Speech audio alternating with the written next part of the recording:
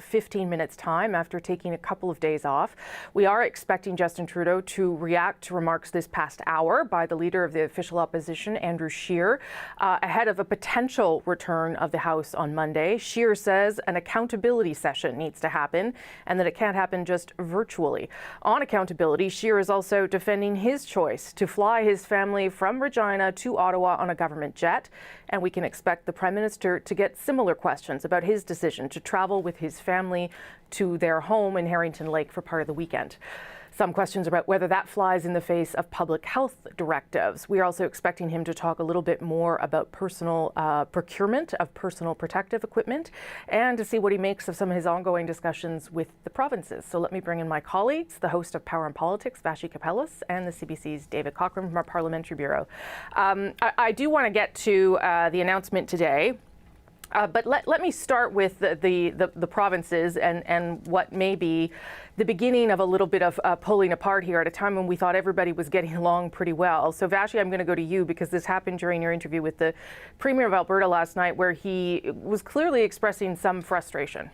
Yeah, he had tweeted prior to that interview in response to pretty well-known economist Jack Mintz that he was looking to consider the use of tests that were not yet approved by Health Canada, that if they were approved by another regulator in another country, he was open to consider their use. And so I asked him about that tweet and asked him particularly if he was expressing sort of a distrust in Health Canada as a regulator.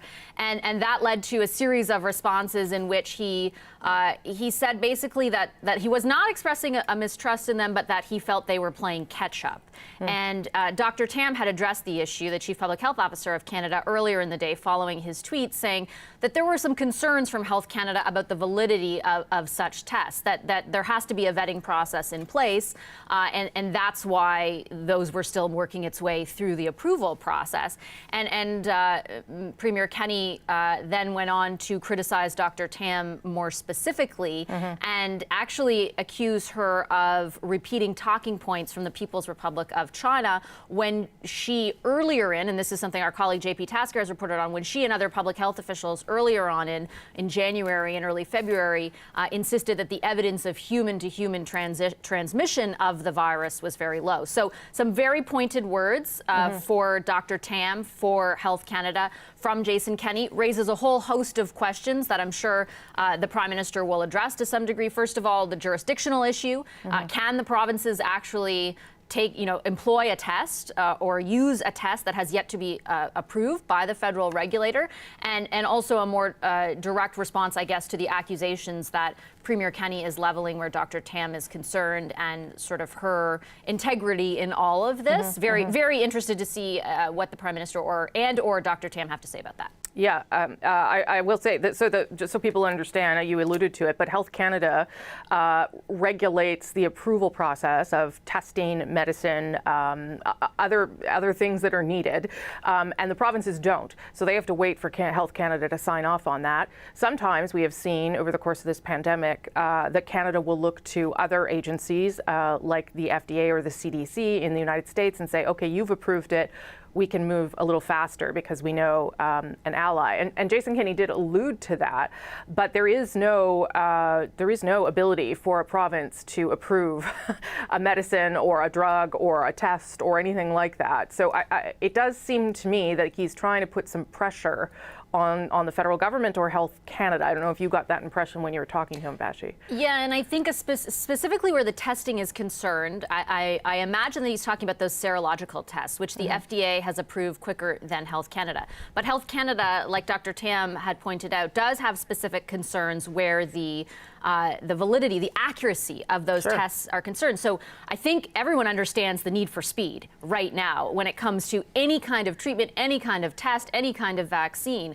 But there is also a concern about the accuracy of those results, because a test is only as good as it is accurate. I think the concerns around the speed at which things happen, I mean, our colleagues have covered that extensively. There are a lot of questions about some of the information that public health officials were giving the government, about human-to-human transmission, for example, about closing the borders. I think there are valid questions around that.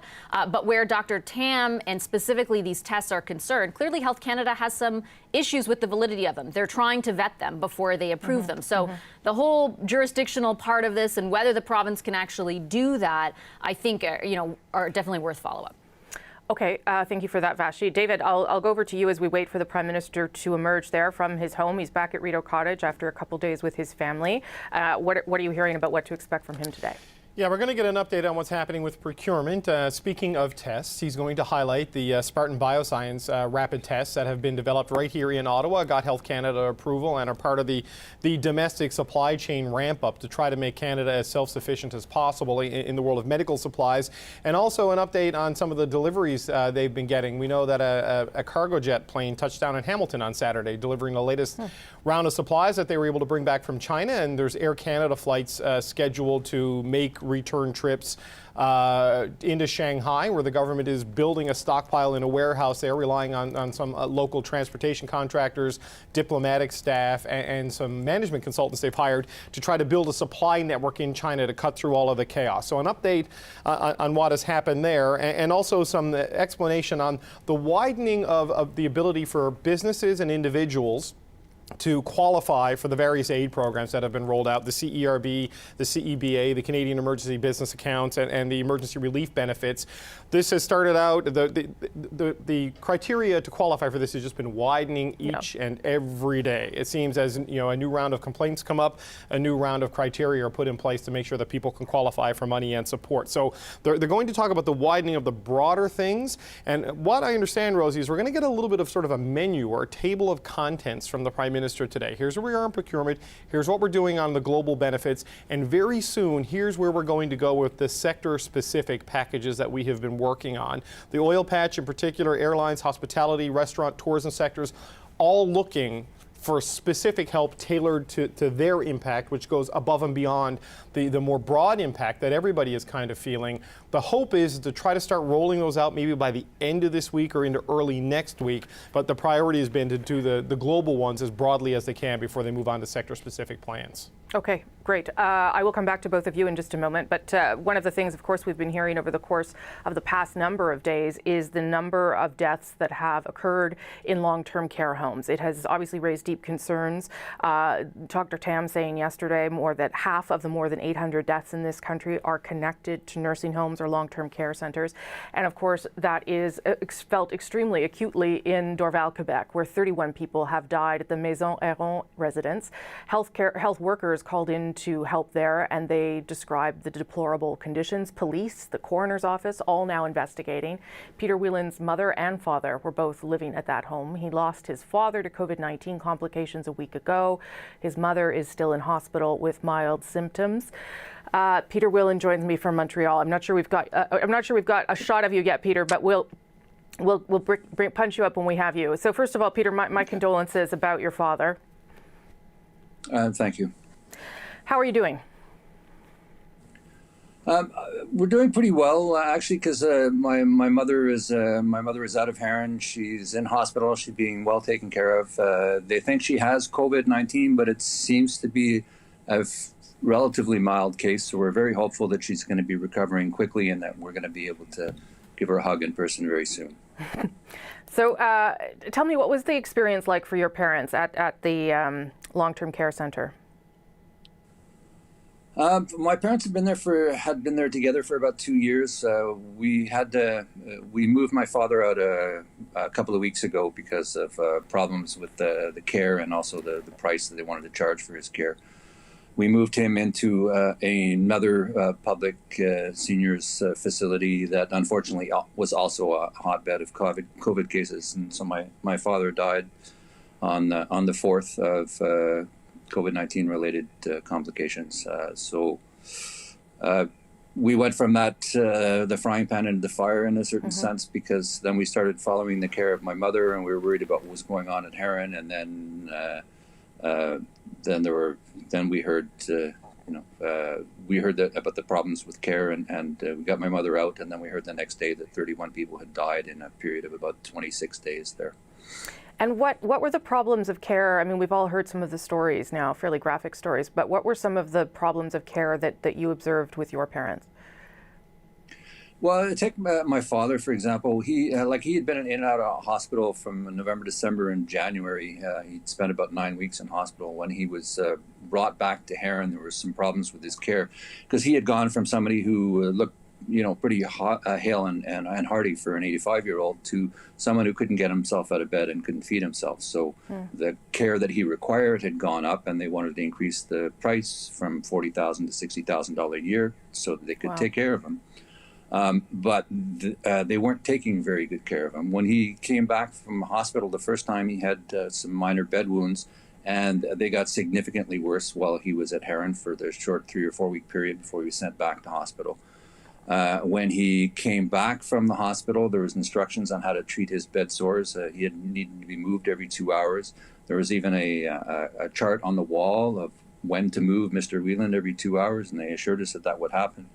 But one day my brother was there for about 6 hours and nobody came in that 6 hours. He came back the next day, he looked at the chart, and that tick had been marked in each one of the boxes, supposedly moving my father when my brother had already been there and saw no one. So that's an indication of, there was fraud going on in that sense. It's and my mother, once my father had gone to the other residence, she was left alone. We were able to talk to her on the phone. But the level of care would go up and down each day, even though the regional health authority had already supposedly come in and rescued all the residents there. There were still problems. She was left in her wheelchair for 3 hours last Tuesday with a full diaper and got no assistance for 3 hours while my sisters were calling frantically and leaving messages and texts and everything, trying to get someone in just to change my mother's diapers, so. It was horrible. But my mother would be the first one to say that her case was minor compared to the people who didn't have anyone to advocate for themselves, who couldn't get out of bed for themselves, who couldn't feed themselves, who couldn't complain about the way they were being treated. It's just horrifying thinking of what they felt like lying in their bed, not being cared for, not being able to talk to anybody. It's all horrifying, frankly. And if anything, this pandemic has shown us is that the way we are treating older Canadians is obviously not how they should be treated. So you moved your mother. Did you move her because she had COVID, or you suspected she had COVID, or did you move her because of the ongoing concerns around the conditions at Heron? It was both things. We've been trying to get Heron to test her for at least a week now, and they kept telling us that they weren't going to test her, and that she didn't have all the right symptoms, basically, that she didn't have low blood oxygen, she didn't have fever, but she had diarrhea, she had a sore throat. Every time we talked to her, she was less and less able to hear her. Her voice was basically disappearing. And we all know that there's a range of symptoms of COVID. Sure. It's not just the fever. There's all kinds of things that can be going on, but they refused to test her.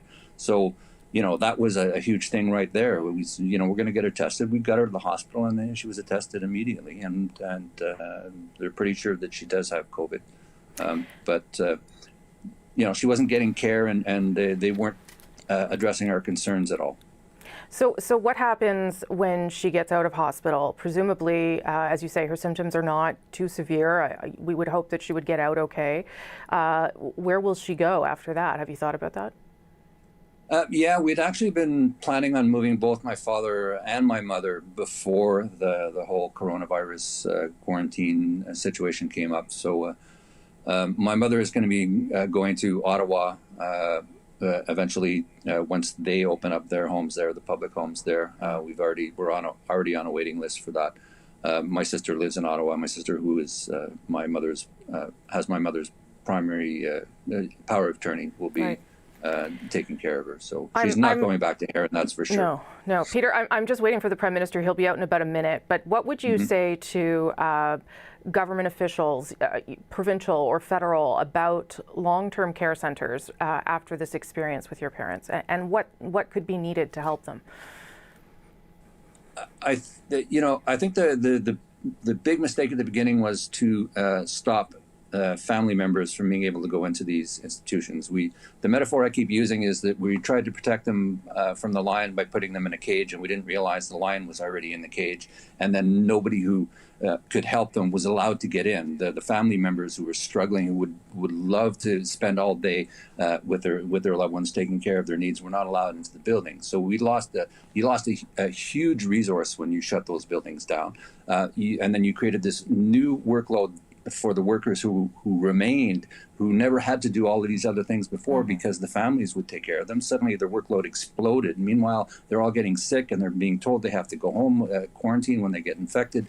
And so you have this massive loss of qualified manpower within the buildings. And the people who are left there, no wonder they're going crazy. You know, the work they're being asked to do for really lousy wages in a very short period of time. It's incredible. It's a nightmare. Peter, the Prime Minister's just come out of his home. Again, my condolences about your father, and I'm wishing all the best for your mother and to your whole family. Take care of yourselves. Thank you very much. Okay, thank you. Okay, bye. And here is the Prime Minister of Canada now. Over the weekend, we received new shipments of essential personal protective equipment, including 4 planes worth of N95 masks. As we speak, workers are unpacking and validating these supplies so we can start shipping them to the provinces and territories as quickly as possible. These new N95 masks are in addition to the more than 820,000 that went to provinces last week. All told, this means that we have 1.1 million N95s ready to be shipped to the provinces and territories, with more to come. We have also received millions of pairs of gloves and will be getting new protective gowns delivered from domestic suppliers starting next Monday. En fin de semaine, during the weekend, we received 4 planes worth of essential goods, including N95 masks. We also have an order for Quebec. These new N95 masks can be added to the 820,000 masks that we received last week. Altogether, we are prepared to send 1.1 million N95 masks to the provinces and territories in the coming days. We also received millions of pairs of gloves, and we will be distributing those to hospitals starting on Monday. With respect to tests, we are making important progress. I'm thinking of Spartan Bioscience that is based in Ottawa, which will be supplying thousands of new test kits every month. As Dr. Tam said yesterday, more than 430,000 tests have been carried out in Canada. We will continue to increase our testing capacity and look at new technologies in order to simplify those tests right across the country. We've also made progress on testing. Right now, we're moving forward on a range of rapid testing kits, both from here in Canada and internationally. This includes Ottawa-based Spartan Bioscience, who will soon be supplying tens of thousands of kits per month and potentially more as production increases. As Dr. Tam said yesterday, more than 430,000 Canadians have now been tested for COVID-19. Our experts and health professionals are working hard to increase our capacity to keep ramping up tests across the country. Demand for these supplies is going up, and we're going to make sure Canada can keep up. La COVID-19 has transformed the daily lives of all Canadians, but it's clear that those who are in the Arctic regions are not facing the same issues as people who live in cities. For example, I know that there are a number of people who are concerned to see empty grocery shelves. Others are worried whether their healthcare center has enough space and resources to combat the virus if it spreads into their community. I can assure you that we are doing everything we can to avoid that happening. Today, I am announcing that the government will invest almost $130 million to help northern communities fight COVID-19. Of that money, $72.6 million will be given to the Yukon, the Northwest Territories, and Nunavut to boost their health care system and help it to fight COVID-19. We are also providing funds to nutrition in the North so that food remains affordable, which will help families to remain healthy. And so that medical equipment and food can get to those regions, we're working with airline companies to make sure that that can happen. And finally, I know that a number of businesses in the north are particularly affected by this crisis. We are offering support to business owners whose expenses are not already covered through other measures we've already put in place. I can announce that we're investing almost $130 million to support northern communities in dealing with COVID-19. If you live in the north, chances are you're worried about whether your local health center has the resources to fight COVID-19 and to cope with cases that might come up. So we're providing $72.6 million to the Yukon, the Northwest Territories, and Nunavut, specifically for healthcare and community preparedness. We're also investing more money to Nutrition North Canada. This will make it easier to afford the food and basics that keep you and your family healthy. And to ensure that things like groceries and medical equipment can continue to get to you, we're providing funding for northern air carriers to transport these supplies. These are tough times, but we're going to help you through them, to set your community up to come back strong when things get better. Because they will. We have to think about small businesses, too. I know entrepreneurs in the north have been hit especially hard by this crisis. If you own a business and your costs aren't already covered by other measures we've put in place, we're giving CanNor more funding to help. No matter where you live, in a small community or a big city, we're here for you. This weekend, we brought Parliament back to pass the largest economic policy since the Second World War. With the Canadian Emergency Wage Subsidy, we will protect jobs by helping businesses keep their employees on the payroll. We'll be rolling this measure out as quickly as possible. And now, as many people as we've already helped, and we're talking about millions of Canadians, we know there is more to do. You might not currently qualify for the Canada Emergency Response Benefit, but you still might need a hand. If you're a student or an essential worker, for example, this week we'll be talking about how to reach you while also supporting sectors that have been especially hard hit. At the same time, we're working to enhance the Canada Emergency Business Account, as well as new supports on commercial rent for businesses that are hardest hit. I'll have more to say about all this soon. If you've come back to Canada from abroad, as of today, we are strengthening measures. Now, if asymptomatic travelers cannot explain a credible quarantine plan, they will be required to quarantine in a hotel. This will come into effect at midnight tonight. We are also announcing $20 million for the Canadian Food Inspection Agency to strengthen food inspections and keep our food supply safe. This will mean we can build capacity for more overtime and extra shifts for inspectors to fill demand. It also means we can invest in things like hiring and training to get more people on board. On vit des moments difficiles. We're going through difficult times, but right across the country I know that many people are concerned not only about their future or their health, but those of their parents and grandparents. Seniors are particularly vulnerable to COVID-19, which means that we mustn't visit them in seniors' homes or long-term care facilities. To help to protect them, we have introduced new guidelines for this type of facility. We have set clear rules with respect to restrictions on visits and controlled personnel and what to do in cases of infection. At the same time, we continue to work with the provinces and territories to ensure that they have everything they need to keep people healthy. I want to take a moment to speak directly to everyone who's lost a loved one. If you're grieving, know that you're not alone. We are here for you, even through this incredibly tough time. And you remind us why it's so important to do everything we can to keep one another safe. We all need to do our part. We can't let up now. So to everyone, stay at home. And no matter what, stay 2 meters apart if you do have to go out. When it gets hard, Let's remember that we're all in this together. Merci beaucoup. Et maintenant prendre les questions. I'm now ready to take your question. On va commencer la période de questions par le téléphone. Modérateur, c'est à vous.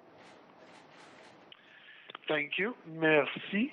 The first question, Kate Bolingaro, Bloomberg. Line open. Hello, Mr. Prime Minister. I'm wondering, what is your government's concrete plan to reopen the economy? For example, a rolling, staggered, or an all-at-once approach? And can you give us more information about these plans and your discussions with the provinces on reopening the economy? I know that everyone is very interested to know when things are going to get back to normal, when they'll be able to go back to work, when we'll be able to leave this isolation at home, when kids will be able to go back to schools. The reality is it is going to be weeks still. We recognize that it is going to be important to get our economy going and that we will have to do it in phases. We will have to remain vigilant until such a point as a vaccine against COVID-19 is found. We are having ongoing discussions with the provinces at this point. We recognize that different regions of the country are at different places along the evolution of their COVID-19 curve. We're going to make sure that we try to stay coordinated as best as possible, but those discussions are ongoing about how we're going to reopen the economy. It's just that it's going to be a while still. And you had just mentioned sectors. Sorry, Kate, I just let me answer in French. Évidemment, les gens veulent savoir. Of course, people want to know when we're going to be able to come back to normality, when they're going to be able to go back to work or go back to school. The reality is that we will have to be extremely vigilant, and in the current circumstances, that will happen for several more weeks. But at one point, we will be able, I do hope, we will be able to relax some of the measures in place. We will do that in coordination with the provinces. And we also know that different regions across the country are looking at different impacts and are at different points in their evolutionary curve. So we will remain vigilant until we have a vaccine available. So these are conversations that are continuing, but it's not going to happen right away. Follow up, Kate. Okay, perfect. So, and you had just mentioned about sectors who have been especially hard hit by COVID-19 and that we should be expecting news on help for them soon. And I'm wondering specifically, when is the oil industry bailout coming? First of all, we recognize that the most important thing from the very beginning was to get help out to Canadians right across the country, regardless of the sectors they're in, regardless of their situation or their location. That's why we put forward two extremely strong measures that help all workers across the country: the Canada Emergency Response Benefit for people who've lost a paycheck, and the emergency wage subsidy so that people can keep their jobs and be ready to come back to work when the economy comes back. As I've said a number of times, we will and we are looking at more specific sector-related relief and supports for those sectors that are hardest hit, whether it's the tourism sector, the airline sector, or the oil and gas industry or others, and we will have more to say on that shortly. Thank you. Next question. Thank you. Merci. La prochaine question, Raymond Fillon, TVA. À vous. TVA. Good morning, Prime Minister. With respect to seniors' homes, I understand that is provincial jurisdiction. But other than guidelines, what can your government do to address what is happening in many of these homes and in long-term care facilities, such as the one in Montreal, Heron?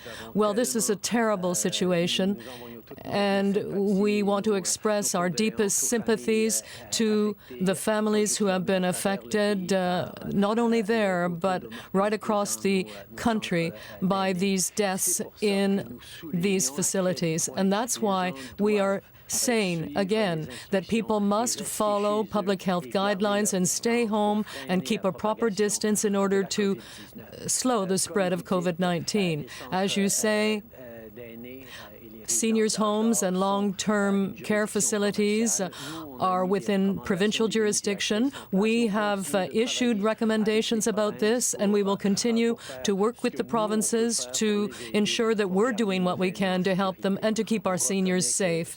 We know that they are the most vulnerable people when it comes to COVID-19, and that's why at all different levels of government and all Canadians, we must do whatever we can to protect them. We recognize the terrible and tragic stories that have come out of seniors' residences and long-term care facilities across this country. And our hearts go out to families who've lost loved ones in some terrible ways. We know we need to do more, and that is why we are highlighting how important it is, not just for ourselves, but for our loved ones, for our healthcare workers, for our seniors, that we continue to follow directions, that we stay home as much as possible, that we keep 2 meters apart wherever we can, and that we continue to wash our hands regularly. We need to make sure that our seniors who are most vulnerable to this are protected. As mentioned, seniors' residences are provincially mandated, but the federal government has put forward guidelines for across the country on making sure that our seniors are protected. Suivi. Un des gros problèmes dans ces centres, c'est le manque criant d'employés, de personnel. Facilities is the lack of staff. Now, do you believe that physicians and nurses from the CAF could make a contribution? Well, we know that there are measures being taken by the provinces at this time to require that people only work in one facility, and that will help to protect people in these facilities. But they're also looking to hire other people to work in those homes and facilities to help our seniors. And we are working with the provinces to try and ensure that we can bring in the necessary people to help out. We recognize that some of the measures taken in place to protect our seniors in our long-term care facilities, such as asking people to only work in one centre instead of a few of them, will mean a need to hire more people to support our seniors and to work in those centres. And we're going to continue to work with provinces on ways to ensure that people can be found to do this important work. Thank you. Prochaine question, modérateur.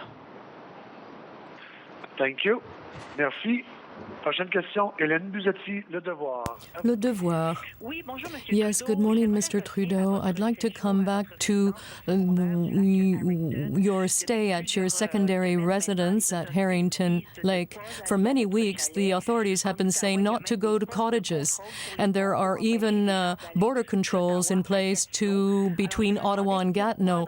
So why, in the case of your family, was it okay for you to do that?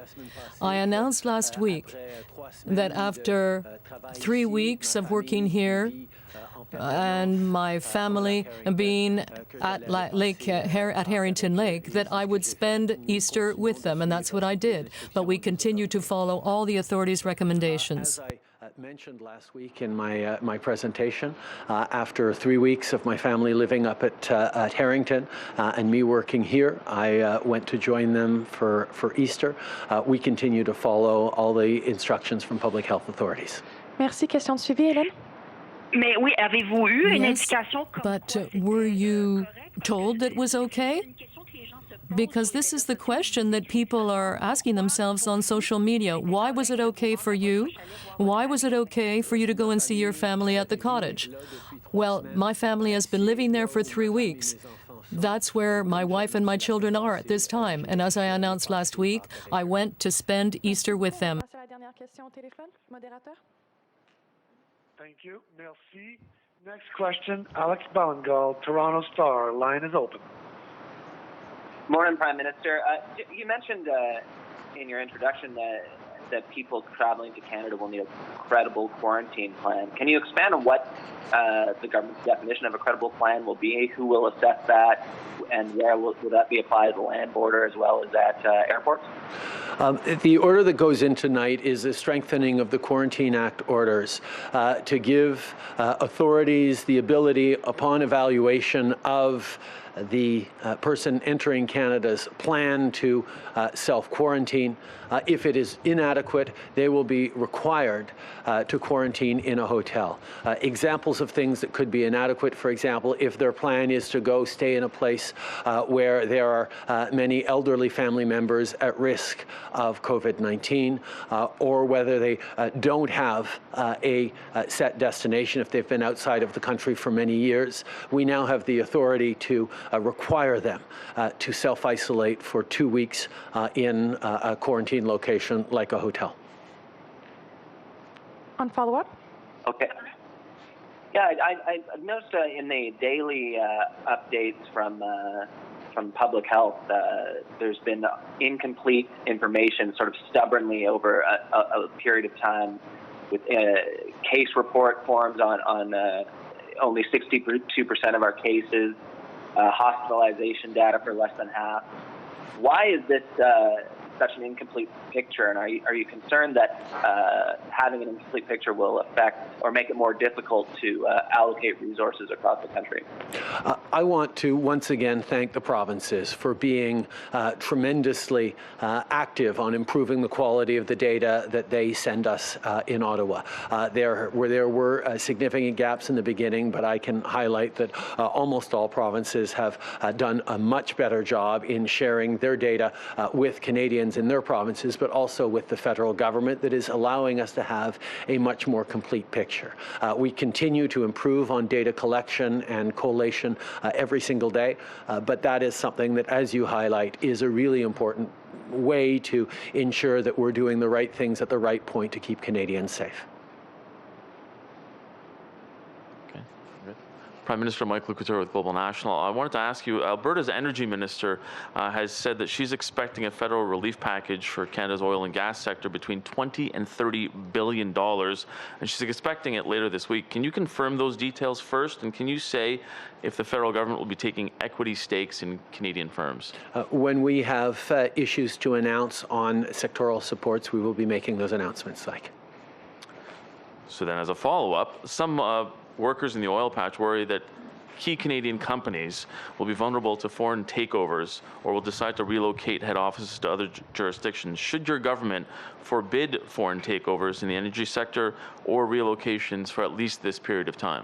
We are very concerned about the state of a number of industries across this country, including the oil and gas industry, and that's why we have worked hard on making sure that we're giving the right supports for the industry, and particularly for workers across the country. Our focus has always been on ensuring that good Canadian jobs remain. We know that Canadians and families are suffering, and that's why we need to support them. Nous reconnaissons à quel point c'est important de protéger nos industries. How important it is to protect our industries so that we can bring the economy back in force once the pandemic is over. And we, of course, need to support the workers and industries affected by COVID-19. Oliver with CTV National News.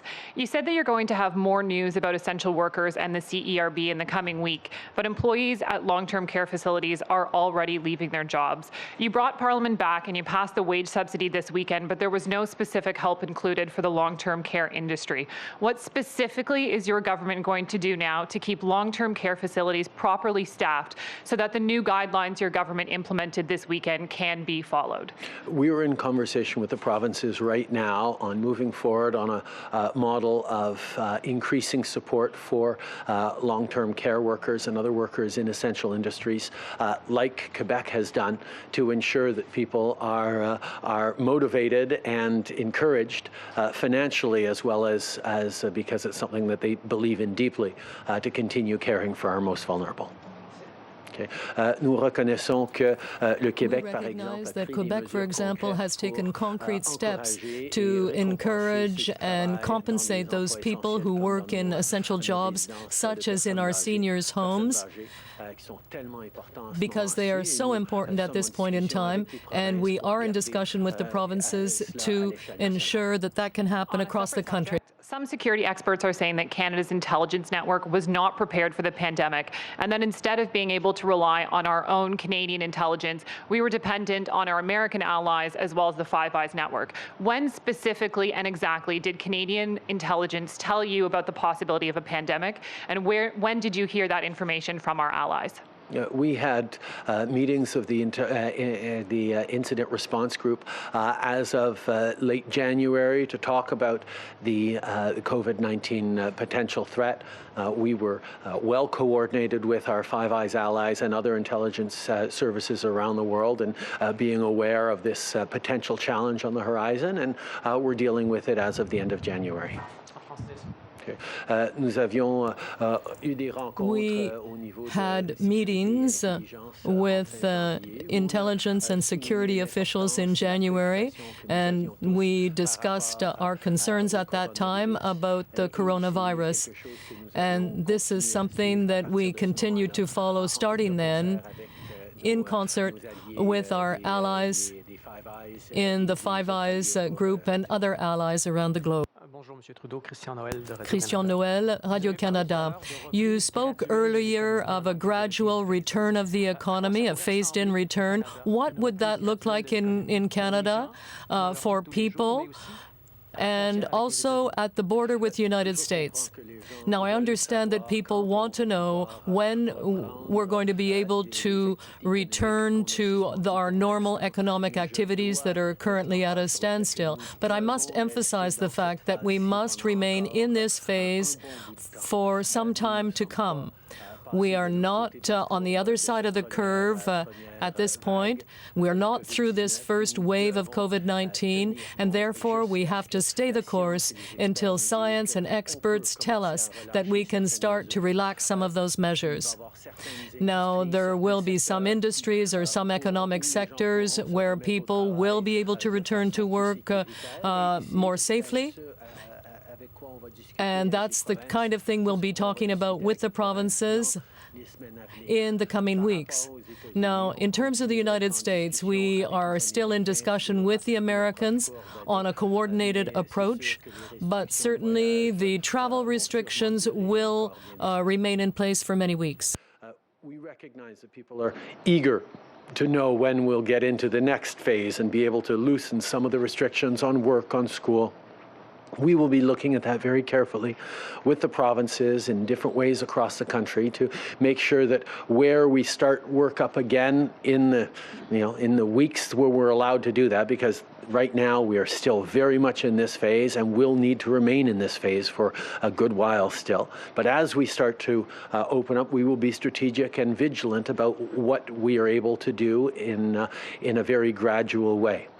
In regards to the American border, we recognize that travel restrictions are going to remain extremely important in terms of containing the spread of COVID-19 in Canada, and we're going to continue to work with the Americans and people around the world to ensure that we continue with these restrictions. With respect to the long-term care facilities, you say that you're in conversations with the provinces to see what you can do to help. Now, what's the problem? Is it money? Is it staff? Army intervention? Are those things being discussed? And what can the government do in concrete terms to help them, not just guidelines? Well, there are varied discussions happening with the provinces with respect to these seniors' homes, because the various regions have different circumstances. There are some provinces that are very interested in the Quebec model, which means extra pay for people working in these seniors' homes and long-term care facilities.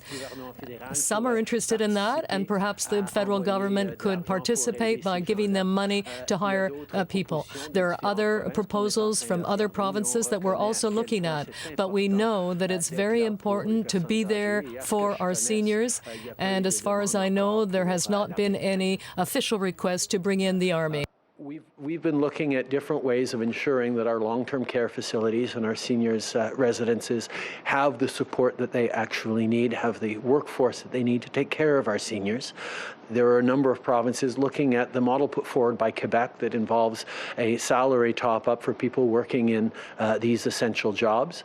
We are willing to participate in that, in sending money to the provinces to help in those, and we're having discussions with the provinces about what that is. But there are very different needs and situations right across the country, and we're continuing to work with different provinces on their different priorities.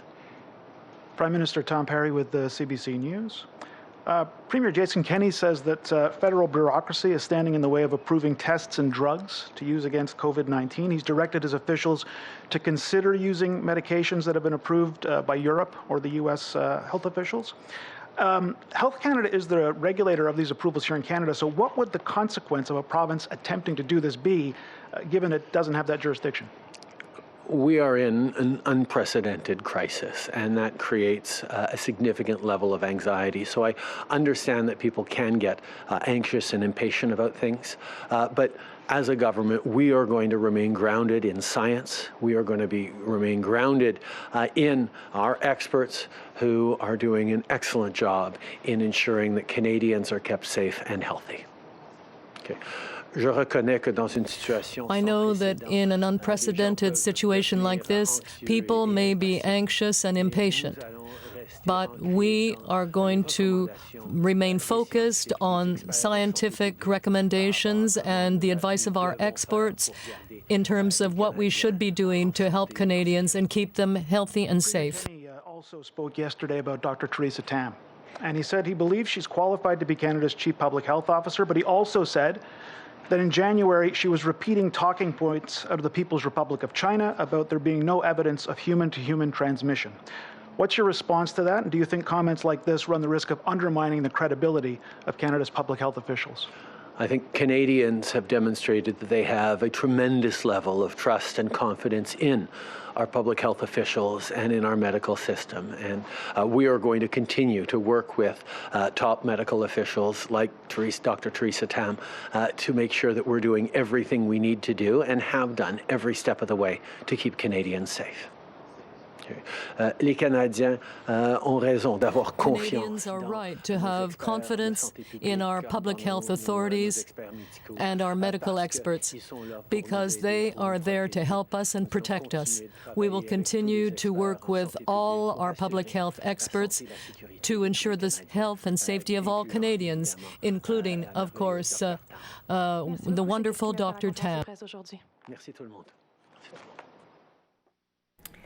And that is the Prime Minister of Canada speaking after a couple days off, going back to his regular 11:15 briefing to Canadians about how his government is handling COVID-19.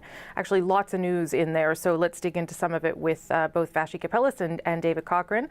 One of the things that I've been sort of contemplating over a couple of days off was hearing other countries, European countries in particular, start to talk about how they can unleash the economy a little bit, remove some of the restrictions a little bit. And the Prime Minister was asked about that as well. His response to reporters on that idea is the reality is it is going to be weeks still. So this isn't going to happen in Canada anytime soon because of the number of cases we are still seeing. But Vashi, let me go to you. You can start wherever you want, but maybe we should start with the questions that were directly related to some of the news out of your program yesterday. Sure. So that was from our colleague Tom Perry right at the end of the press conference based on what Jason Kenney said first around his intent or desire to sort of not wait for Health Canada to approve, I believe he meant the serological tests, those antibody tests, and instead rely on regulators in allied countries or in other countries like the United States and the European Union in order to get the tests quicker. The Prime Minister said that he understands that these are unprecedented times and that there is people are anxious and can be impatient, but he deferred to the process that's in place with Health Canada. He also didn't directly address the sort of pointed comments from Premier Kenney towards Dr. Tam. Premier Kenney, just to remind our viewers, said that Dr. Tam was repeating talking points from the People's Republic of China when she suggested there was no evidence to support human-to-human transmission. That's what public health officials were telling politicians about 2 months ago, and that obviously has been proven to be wrong. He didn't really take the bait there. He didn't specifically say anything directed at the Premier or specifically about Dr. Tam, other than he continues to rely on her advice and believe in it, and he believes that Canadians have confidence in it as well. So that's definitely one thing that I would highlight. Not a huge amount of sort of specificity there on the accusations from Premier Kenney, but it sounds like nothing will change basically as far as the federal government's procedures and process goes with Health Canada and the potential approval of those tests, or at least the process by which they'll be approved. The other thing is a question towards him as well on the weekend that he spent. You mentioned he took 2 days off, and obviously he received a bunch of questions, lots of conversation about whether he should have gone to see his family in Harrington Lake. I think the central question there is, we've heard from public health officials repeatedly and politicians across the country, don't go to your cottage, right? This is not the time to go away. You're supposed to be staying home. So he got a question there, a few questions actually in French, about if that's the message going to the public, why is it okay for you to go there? Again, he didn't specifically address anything about that almost juxtaposition. Instead, he just repeated that he had said he was, after 3 weeks in self-isolation, going to go visit them over Easter, and that's what he did. And I think the Prime Minister's office would say that that is not a cottage, that it is one of his official residences. That's at least the explanation they're using. But both the Prime Minister and Andrew Scheer got similar kinds of questions today about the nature of their travel and whether they were actually sort of practicing what they preach. And neither of them really gave substantive answers, I should say, for Canadians. David, over to you, maybe on some of the procurement stuff. Yeah, so we've got news that 4 planes have come in over the weekend delivering 1.1 million N95 masks and millions of gloves, which will be distributed to the provinces as soon as they're verified by federal officials that they're up to snuff. And also talk of the domestic gown supply is going to start delivering its first shipments on Monday, and a domestic rapid test is going to start delivering shipments this week from Spartan Bioscience. So that's an important help on the front lines. The provinces are also doing their own procurement measures, primarily from the United States. The federal government has sort of built its own supply network out of China to try to backstop the procurement efforts of the provincial governments.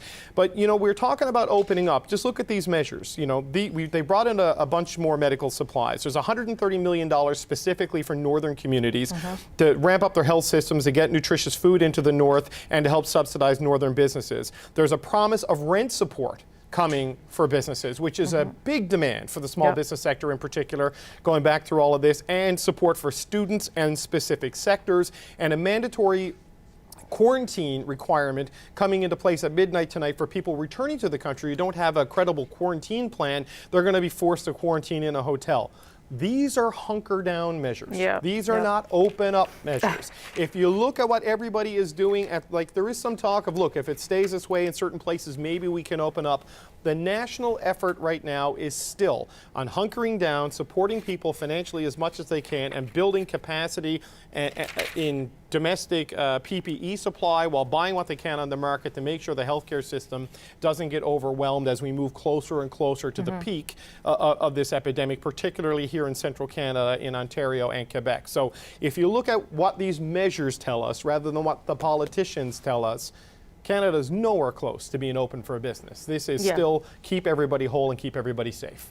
Yeah, and I mean, the Prime Minister said it will be weeks still, but at the same time as that's happening, you've got, for instance, the Premier of Saskatchewan, who is planning to gradually reopen the province next week if cases remain low. And obviously, we know there's regional, they're regionalized pandemics really inside the country, so it will be different. But it'll also be interesting to see how that gets federal coordination. Well, one thing on that too, Rosie, is you can gradually reopen something and think you're okay, but then more cases come and you have to close it all down again. So that's fits and starts is what people are keen to avoid here. And you're right, it's a very different picture in Prince Edward Island, where you can really control access of who comes in and out of the province versus, say, Quebec or Ontario or British Columbia. So yeah, you're right. This is not one Canadian epidemic. It's 13 different epidemics at the provincial and territorial level, and then sub-epidemics at municipal levels. No community spread, for instance, in PEI, which makes a big difference. Okay, I'm going to just leave you two just for a moment as we stand by and wait for the federal briefing today from cabinet ministers and public health officials. officials. I will just also add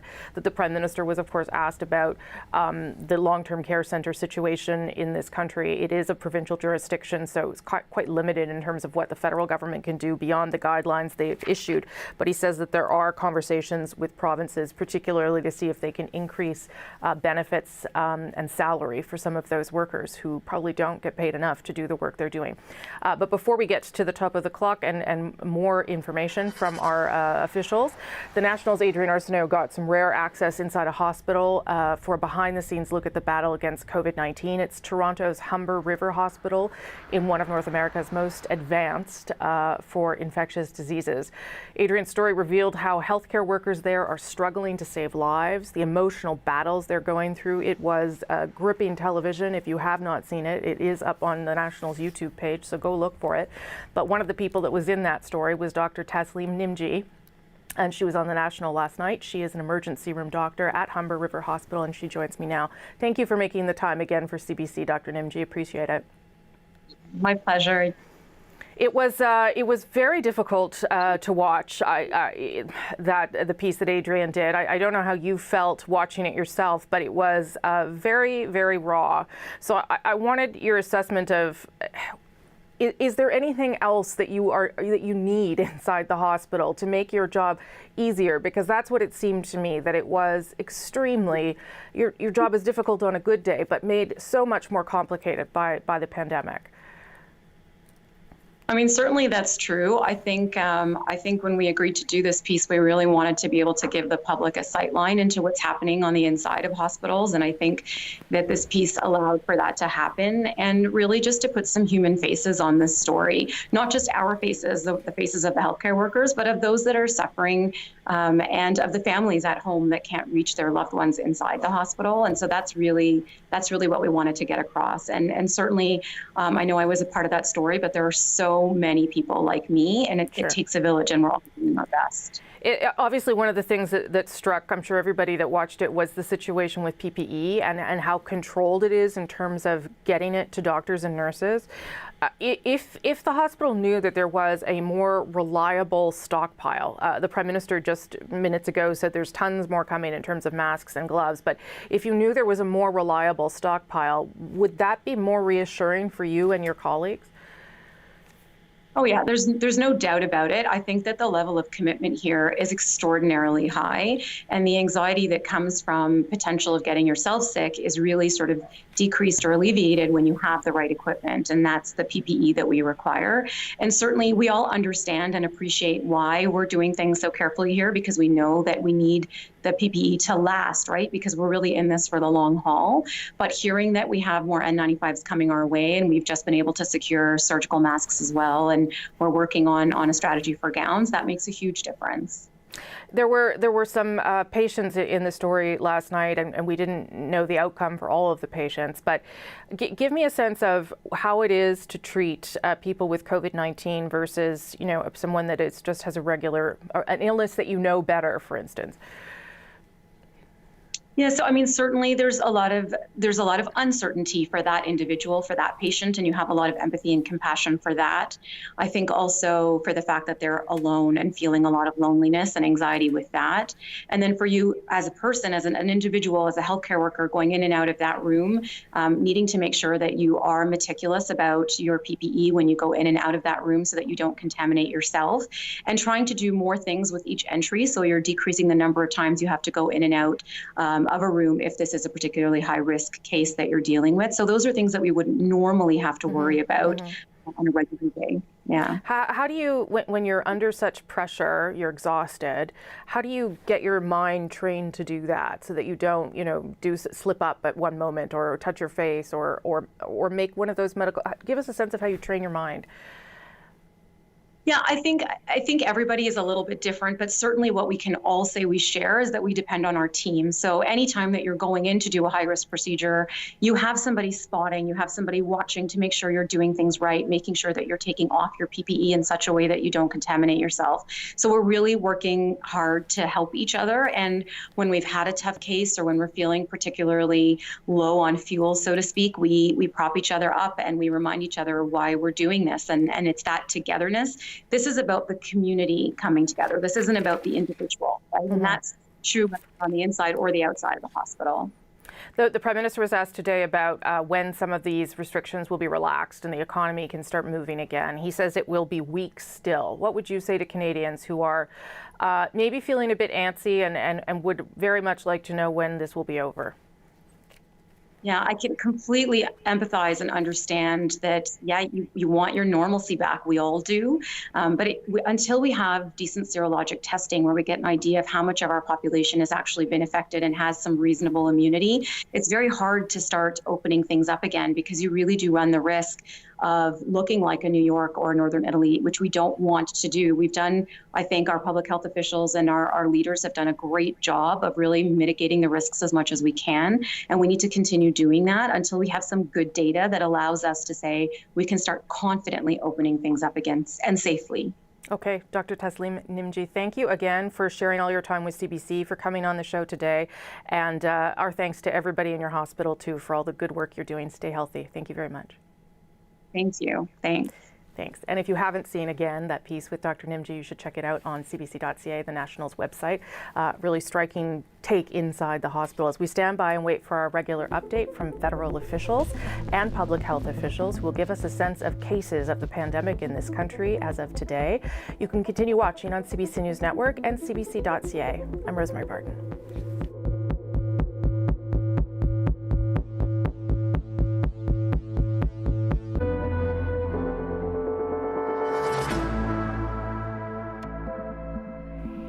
Hello, I'm Rosemary Barton here in Ottawa. Thanks for joining us on CBC News Network and streaming around the world on the CBC News app and CBCNews.ca. Here are some of the big developments of the day. The Prime Minister says Ottawa is keeping up with the demand for personal protective gear for frontline workers.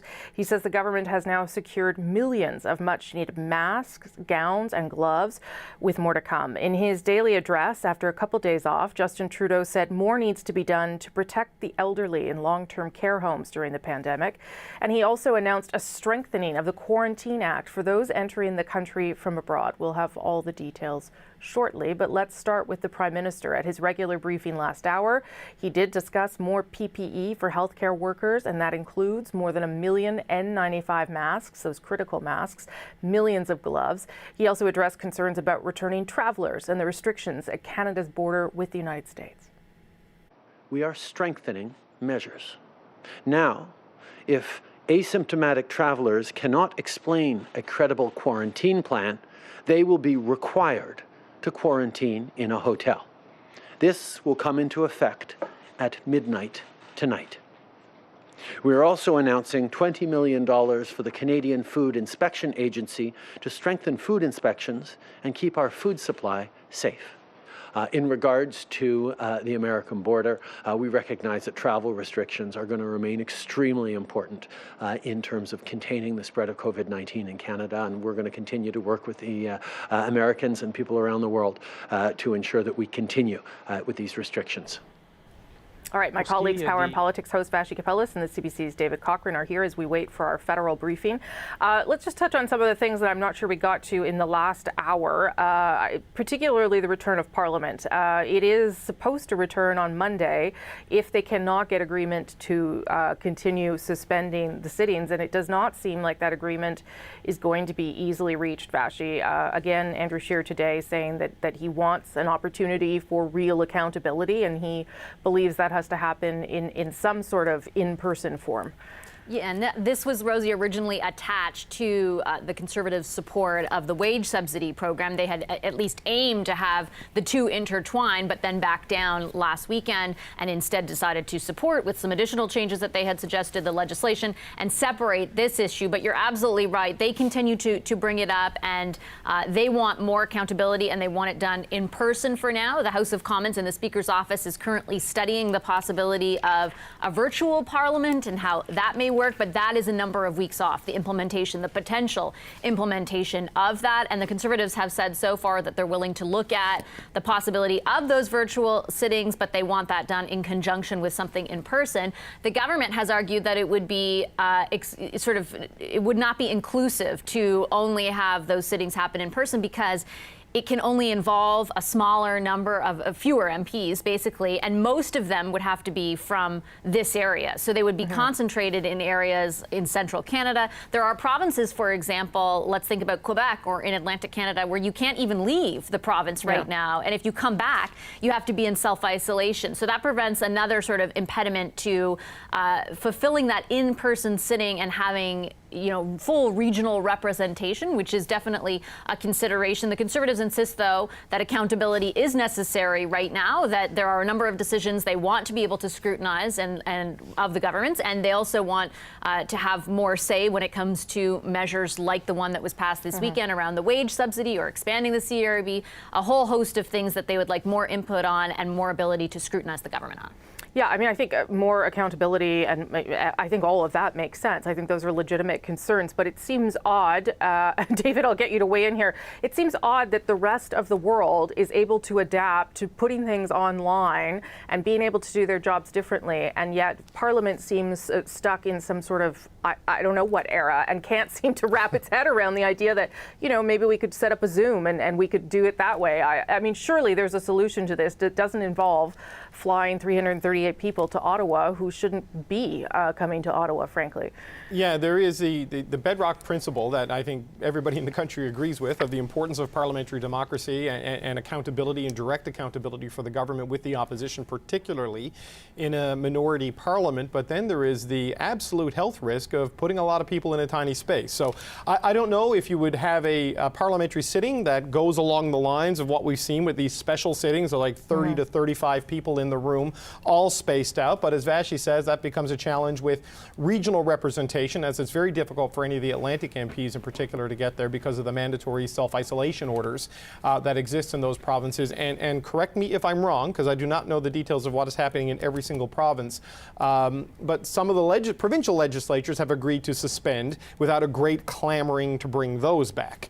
So that has been happening in the interests of public health and public safety. So this is a particular challenge, and like a lot of things at this pandemic, it has exposed fundamental weaknesses in how we operate as a country. To me, the most glaring example is how elder care and senior care is handled in Canada. The second would be how medical supplies, how reliant we are on a volatile global supply chain with overseas manufacturing for things we urgently need on the front lines of Canada in the middle of a crisis. And the third is how our government institutions are kind of not really equipped to function in 2020 the way businesses are equipped to function in 2020 through a virtual operating fashion. So this is something that, the PROC, the government committees have all sort of flirted with. It's time to get serious. It's time to move beyond the flirtation phase on a virtual parliament and move to a serious commitment to find a way to get this up and running, because it's quite possible that this is wave one of this pandemic. There may be a second wave, there may be a third wave,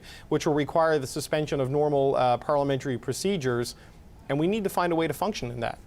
Yeah, and as I said, I think the need for accountability and questions is the right one. So I applaud the push for that. I just don't know how to make it work. But it seems to me there must be some sort of solution, and I'm sure someone is working on it, as we've all talked about. Just on the long-term care issue, as we wait for a federal briefing, this was an issue I know yesterday with Dr. Tam saying that half of the more than 800 deaths in this country are connected to nursing homes, to seniors' homes, to long-term care centers. And certainly we've seen outbreaks in both Quebec and Ontario that have seemed to be, frankly, almost impossible to control. Vashi, we heard a little bit from the Prime Minister on this, but it does seem to be really very much in the province's control in terms of how to contain this or change things in a fundamental way going forward. Yeah, the provinces have jurisdiction over these homes, and then you have the added complication of some of them being publicly funded and some of them being privately funded. Right. Over the weekend, the federal government and the Prime Minister hit on this, released a set of guidelines for homes right across the country, but they are just that. Because of jurisdictional issues, the federal government says they can just be guidelines. They're not formal rules. If you break them, nothing specifically happens. But one thing the Prime Minister hit on that I think is worth following up, at least with Minister Hajdu, and I'm interested to see what she has to say, say in the briefing that's about to start any minute is around the number of staff. So for example, BC, before everyone else, introduced a rule in which long-term care homes, a staff member can only work at one, so they can't work at a bunch of them. And they believe, Dr. Bonnie Henry, the chief medical officer there, believes that contributed to sort of an earlier, at least, sign of flattening the curve than we've seen in other provinces.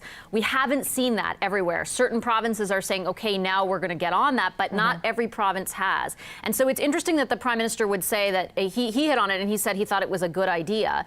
What does that mean? Is there any sort of ability for the federal government to compel provinces, given the rate at which people are dying in these homes right across the country, to sort of elevate themselves to one set of standards? I take the point that it's guidelines. I take the point around jurisdiction, certainly. But I do think there are very genuine questions. People who have loved ones in these homes aren't worried about whether it's the province in charge or the federal government in charge. They just want to make sure there is a set of standards to better keep their loved ones safe in this really perilous time. So I think there are a number of questions for both levels of government about how they're going to try and ensure that, because the situation is I think for people who have loved ones in those homes is a really scary one right now. Yeah, for sure. And my producer has equipped me with this statistic. There's over 400,000 Canadians who are living in seniors' homes or nursing homes, according to the last census. So that's a lot of people, and a lot of people's loved ones in these homes. And it does seem, David, as you pointed out, to have exposed some problems in terms of how we are looking after older Canadians in this country. I mean, the Heron situation we were talking about with Peter and the loss of his father and his mother, that was a private home that clearly had ongoing underlying issues that the coroner and police are now investigating. But when you put a pandemic on top of that, it does seem to expose some fundamental flaws in terms of care for older Canadians. Yeah, and you look at, the makeup of elder care in this country. It's not nurses, well-paid, well-trained people who are always looking after everybody who's in some of these rooms. They're not private rooms. It's 4 to a room separated by curtains. You have attendants and long-term care workers. A lot of them, as has been talked about, working in multiple homes to get the hours they need to make ends meet, because they're very often at the bottom of the economic ladder. And there have been short supplies of PPE going into these places, and this has become really, I think, the front line of dealing with the breakout of COVID-19 in this country, when you just look at the sheer number of deaths and the sheer number of outbreaks and the underlying structural weaknesses that exist in those systems that are allowing this to happen. Now, I don't know if this is an issue where they start to consider about the Emergencies Act, if they need to get in there and start bringing things into line. I mean, the approach has always been to allow the provinces to handle it themselves until the provinces sort of throw up their hands and say to the federal government, we can't do it anymore, we need to step in. But, you look at the success of British Columbia. Bonnie Henry, the medical officer out there, very smartly, very early, when the Lynn Valley outbreak happened, brought in that restriction of, if you're a care home worker, you work in one home, that is it. And we've seen similar things at border towns in places like Windsor, where they said you can either work in a Canadian hospital or you can work in an American hospital. You're not going back and forth into both, because we need to limit chains of transmission as much as we can. So far, it hasn't worked the way everyone had hoped in the long-term care homes, and that is where the urgent need for remedies exists right now. Yeah, and it does take political will, because Premier Horgan told us on the special last week that was something his government was behind and wanted to make sure happened as well, and it had changed under the previous government. Okay, I'm going to leave it there with both of you for now, and we'll come back. Thank you for your help with that. And I believe we'll go now to the federal briefing with federal cabinet ministers, and our Chief Public Health Officer here is the Deputy Prime Minister, Chrystia Freeland. Tuning in today. Le Premier Ministre. The Prime Minister made an announcement today. As of tonight, the Government of Canada is amending the Federal Quarantine Act. All those who arrive in Canada by land, sea, or air will have to self-isolate for 14 days. This update to the federal quarantine orders will make it such that all those who arrive in Canada, whether or not they have symptoms, will have to isolate somewhere where they will not be endangering vulnerable people, such as seniors or all people with pre-existing underlying medical conditions. Travelers will have to demonstrate that they have an appropriate self-isolation plan where they will have access to food and medication. They will have to demonstrate that they will not be near vulnerable people. People traveling to Canada will have to plan their quarantine location ahead of time.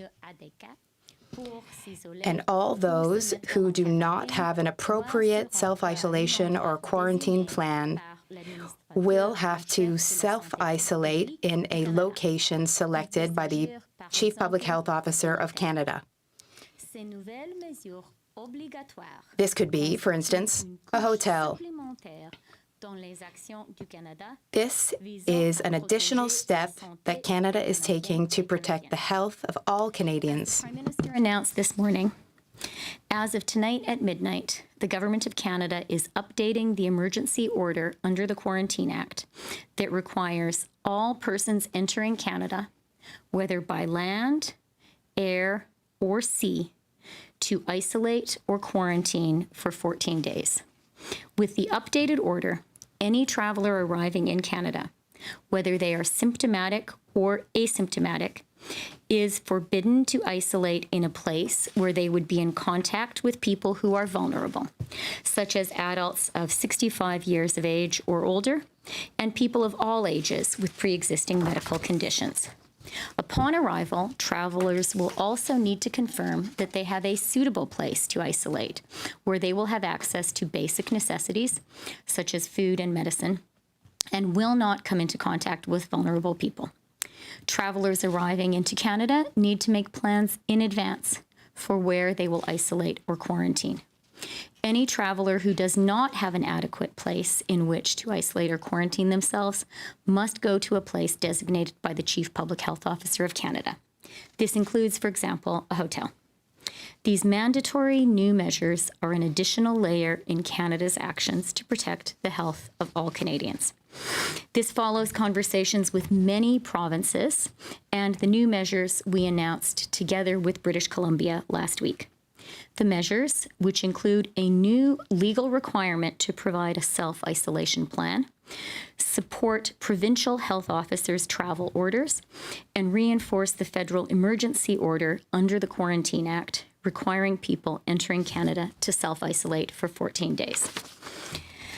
And now, today, we will hear from Canada's Chief Public Health Officer, Dr. Theresa Tam, our Deputy Chief Public Health Officer, le Dr. Howard New, by video link, the Minister of Northern Affairs, Dan Van Daal, et le Président du Conseil du Trésor. We will also hear from the President of the Treasury Board, Jean-Yves Duclos. Minister of Health, Patty Hajdu, available to answer your questions. So, Dr. Tam, please. Bonjour, and hello. Start with our usual update on the number of COVID-19 cases in Canada. So there are now 26,631 cases, including 823 deaths. These results, of course, change over the day. For the lab testing, we've completed tests for over 450,000 people, with now close to 6% confirmed positive, as Canada continues to improve our testing to track where the disease is spreading. These times have been challenging for all of us, but they can be especially hard for children. Children's daily routines have been turned upside down, and the things that they have most been looking forward to have been cancelled. As for us, it is for them.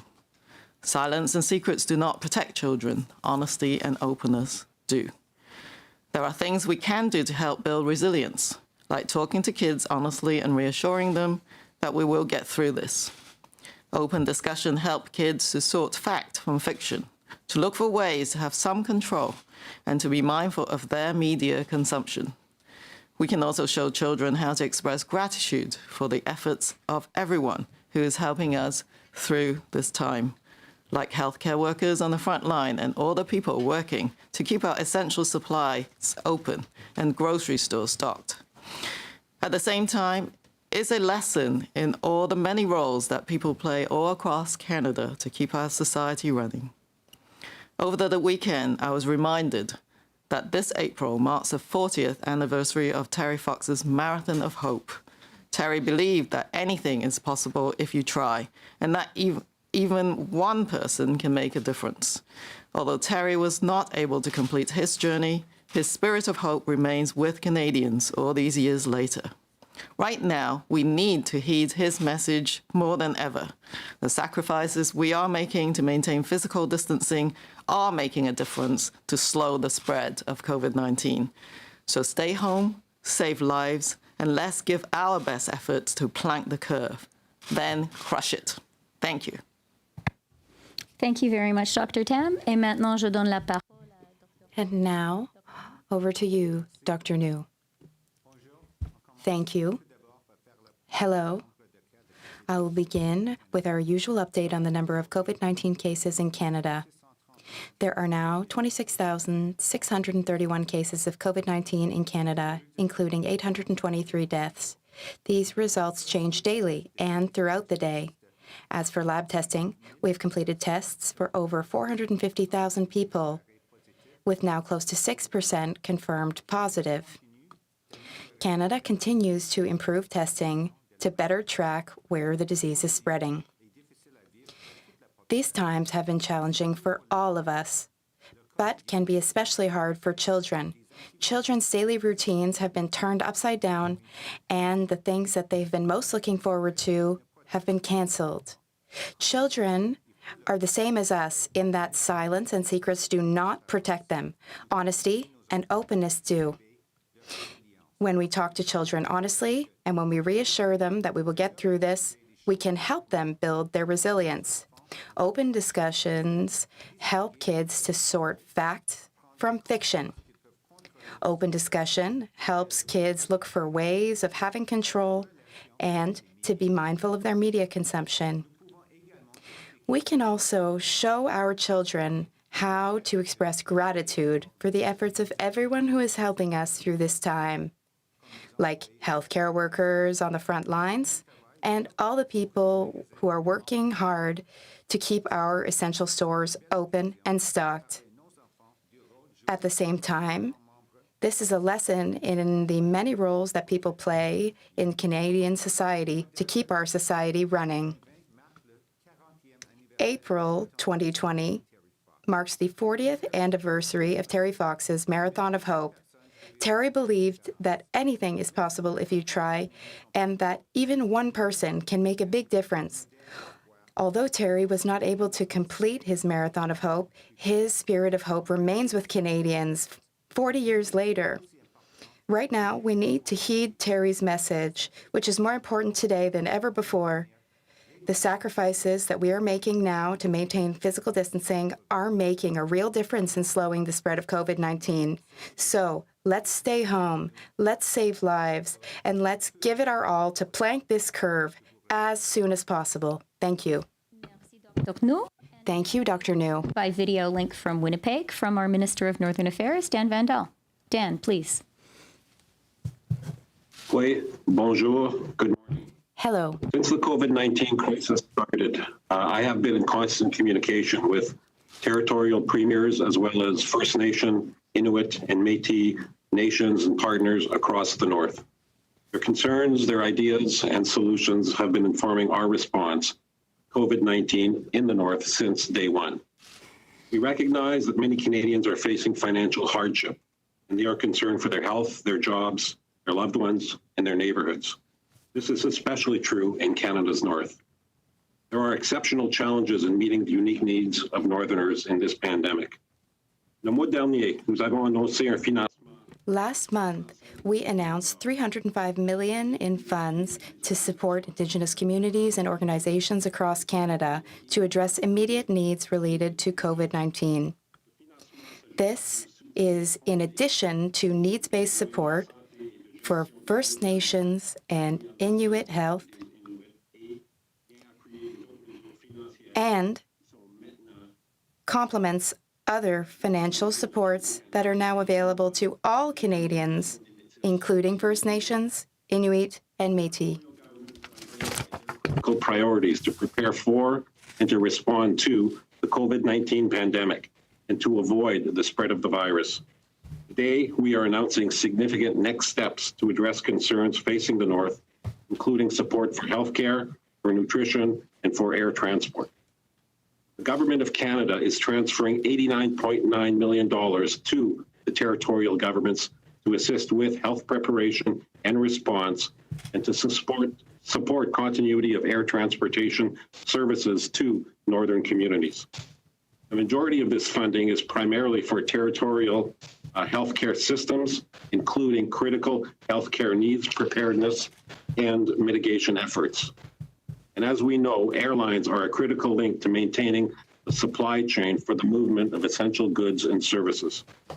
In order to do this, the Government of Canada is providing $17.3 million in immediate relief to support critical air transportation links on key essential routes in Nunavut, the Northwest Territories, and Yukon. Le financement d'aujourd'hui s'appuie sur les 500 millions de dollars. Today's funding builds on the $500 million of funding announced on March 11th. The $500 million is for provincial and territorial critical healthcare system needs and to support mitigation efforts that recognize the increased costs and special circumstances facing territorial governments. Cost of many essential goods in the North. Families are facing increased financial pressures and should not be worried about how to pay for nutritious food or essential household supplies. That is why we are investing an additional $25 million to Nutrition North Canada to better support northern families in accessing sufficient, safe, nutritious food by increasing the subsidy rate on basic and essential goods that families depend on. We have also added cleaning and personal hygiene products to the list of eligible items of Nutrition North Canada to all northern communities. I'm also very pleased that funding for the first year of the Harvesters Support Grant has been allocated to Indigenous nations and partners, and we are working diligently to flow the next wave of money quickly.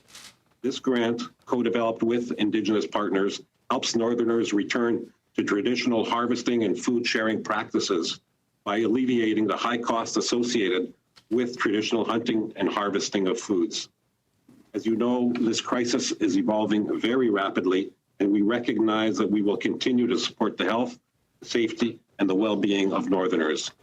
We will continue to collaborate with territorial, provincial, and Indigenous and other partners to determine future responses as part of our ongoing efforts to fight COVID-19. By ensuring we maintain our physical distancing, by staying home, and by connecting remotely, as I am today, we can plank the curve and get through this together. Thank you, merci, and miigwech. Okay, thank you very much, Dan. Et maintenant, je donne la parole au président du Conseil. We will now hear from the President of the Treasury Board, Jean-Yves Duclos. Go ahead, Jean-Yves. Thank you, Christia. Hello, everyone. The Prime Minister spoke today about protection, about protecting those who work in healthcare and are protecting us. The Prime Minister spoke of the importance of collaboration, of working with the provinces, especially in distributing and sharing PPE and tests that are so important for those working in the healthcare system. Another layer of protection was just presented to us by Minister Vandal, and that is to protect those living in Canada's north, and they face substantial hardship in social services, transportation, and getting critical supplies such as food and medication. We must also protect our seniors living in long-term care facilities, living in residences. Frontline workers working in these centers and facilities help them and protect them. And we are working with provinces and territories. We're constantly in talks with provinces and territories to better remunerate workers who help our seniors. And one final message and layer of protection. We need to protect Canadians financially. Canadians need to be able to make ends meet, to stay healthy, and to keep others healthy. That's why the Canada Emergency Response Benefit is so important. Last week, we received 3.5 million applications for the CERB, and in fact, since March 15th, we have received 6 million applications for the CERB, 5.5 million of which have already been processed. The ability of Canadians to make ends meet and to look after their health and the health of their loved ones is in part done by the provision of the Canada Emergency Response Benefit. So a total of 3.5 million applications have been posted in the last week, a total of 6 million since March the 15th, and out of these 6 million applications, 5.4 million have already been treated. So that's for me, Christian. Merci, Jean-Yves. Thank you, Jean-Yves. And we are now ready to take questions. As usual, we'll start with 3 questions on the phone and then turn to the room. 1 question, 1 follow-up, une question, un suivi. Opératrice? Operator, over to you. Please press star 1 on this time if you have a question. N'hésitez pas à appuyer sur étoile 1. Our first question is from Lena Dib, La Presse Canadienne. Please go ahead, la parole est à vous. Oui, bonjour. Question, Lena Dib, La Presse Canadienne. I have a question about the new announcement about the federal quarantine orders. Why is it necessary to take this step now? I thought that when the act was originally announced, quarantine would necessarily be mandatory for everyone arriving in Canada. So have you been noticing, for example, non-compliance that makes this additional step necessary? Answer. Thank you for the question. You are absolutely right that self-isolation and quarantine for incoming travelers have been mandatory right since the outset. But we are taking additional steps. This new measure will give governments more tools in their toolbox to enforce quarantine. Dr. New. Oui. On a déjà l'ordre obligatoire selon la loi sur la mise en quarantaine. Dr. New speaking. The federal orders under the Quarantine Act are already in force. But we are taking this additional step because those who arrive to Canada must have an adequate plan. We don't want incoming travelers going to self-isolate with seniors over the age of 65 or with those who have pre-existing underlying medical conditions. Those who arrive in Canada will have to provide a detailed plan. They will have to demonstrate that they will have access to essential supplies such as food and medication. And to give you a bit more information, we will be giving masks to all incoming travelers, whether they have symptoms or not. So we are taking this additional step in order to clarify and enforce what is mandatory. Follow-up question, Lena Dib. From the Canadian Press. Please go ahead. La parole est à vous. Good morning, everybody, or good afternoon. I'm directing this question at the Deputy Prime Minister, but perhaps others will want to answer. The Leader of the Opposition this morning was raising questions about the World Health Organization. He said he has concerns about the reliability of their data, the relationship with China. And we've seen new reporting raising some questions related to this in recent days. So how much faith should Canadians have in the World Health Organization right now, and are there areas where the government should be exercising some caution or evaluating, taking a second look at what they're being told by the WHO? Thanks for the question, Mike.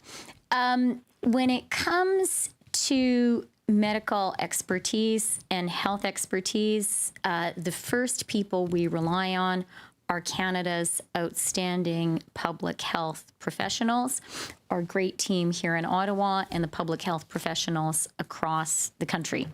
And we are very lucky in Canada to have an excellent healthcare system and very, very smart public health professionals.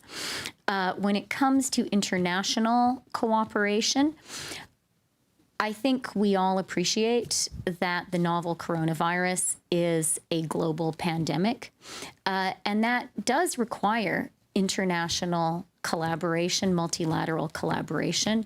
The WHO is the international body that coordinates international response to pandemics. And so, of course, we work actively with the WHO. We also collaborate closely with other allies in other fora. Our Minister of Health has regularly been meeting with, including just last week, the G7 health ministers, for example. That's an important forum for us. And so is partnership with our allies around the world. Now, I don't know, Patty, if you would like to add anything? Well, I'll just say a couple words. Yes, I think it's important to realize that I think that the WHO is not a standalone organization without multiple sources of research feeding into it.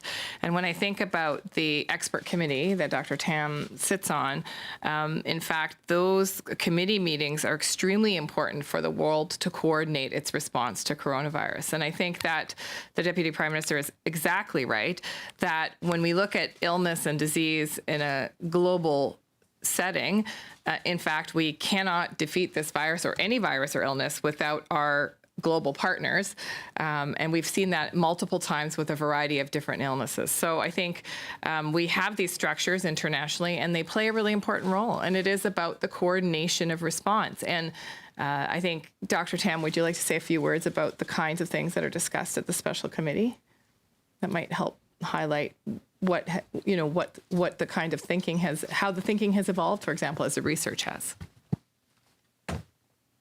I think the WHO does consist of all of its member states, so of which Canada is one, but it taps into the global community of scientists, researchers, epidemiologists. So I think it has multiple committees, and some of them looks at research and development. Some of them will look at the surveillance and trying to keep the world appraised of the latest evolution in the virus, for example. So there are multitudes and many layers of sort of expert committees, and that is one of the key roles.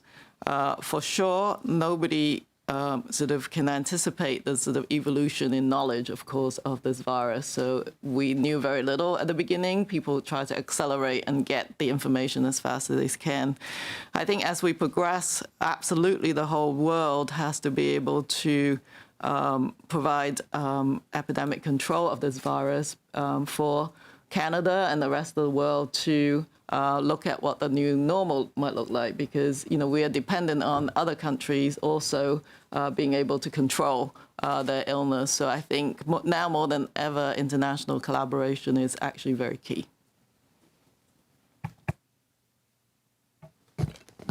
Mike? My follow-up question is, and I understand perhaps you may not want to be seen to be sowing doubt in a major international organization at this time. Be that as it may, Dr. Allward was supposed to testify this afternoon at the Health Committee and give an insight into the WHO. Now the official opposition is saying, well, that's unfortunate, that shouldn't have happened. And they want to know more about how Canada is engaging with the WHO in light of criticisms that continue to keep surfacing about whether or not one of those partners, China, has been living up to its obligations, perhaps, or not, in relation to its work with the WHO. So could someone please address that concern that the WHO, that is raised by the leader of the opposition very clearly this morning in a press conference? Well, I'll just add to what we've already said about the role of the WHO and its importance in terms of understanding sort of global pandemics and the trajectory of illness around the world and how we work together to manage that. But I will say, in terms of the Health Committee, we have been regular participants at the Health Committee, and of course, as I've mentioned, Dr.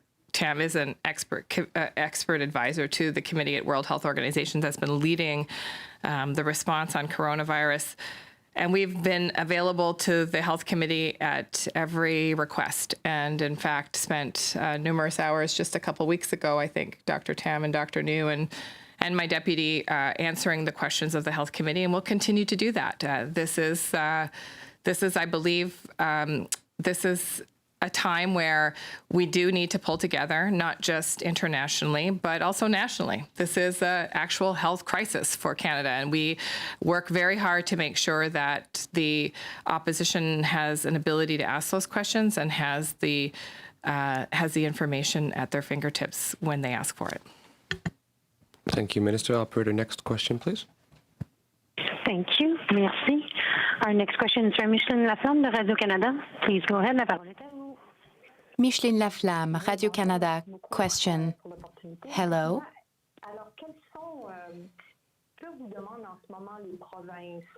I'd like to know what provinces are asking of you. What support are provinces asking for as concerns retirement homes and long-term care facilities? And what type of help could the federal government provide? Thank you for the question. We can offer different types of supports. Today, the type of support that we are looking to give, in fact, that we've already given, was raised by the Prime Minister this morning. We have issued guidelines that were co-developed by provinces, territories, and the federal government. Provinces play a key role in helping our seniors. Another way that we can help is by sharing and distributing medical equipment. In Quebec and everywhere in Canada, it's important to have the necessary medical equipment not just in hospitals, but also in seniors' homes. We are sending out this medical equipment at breakneck speed. And we're very happy to be able to help these essential workers, such as nurses and caregivers in long-term care facilities. We're very happy to be able to help these workers doing essential work in Quebec and elsewhere in Canada.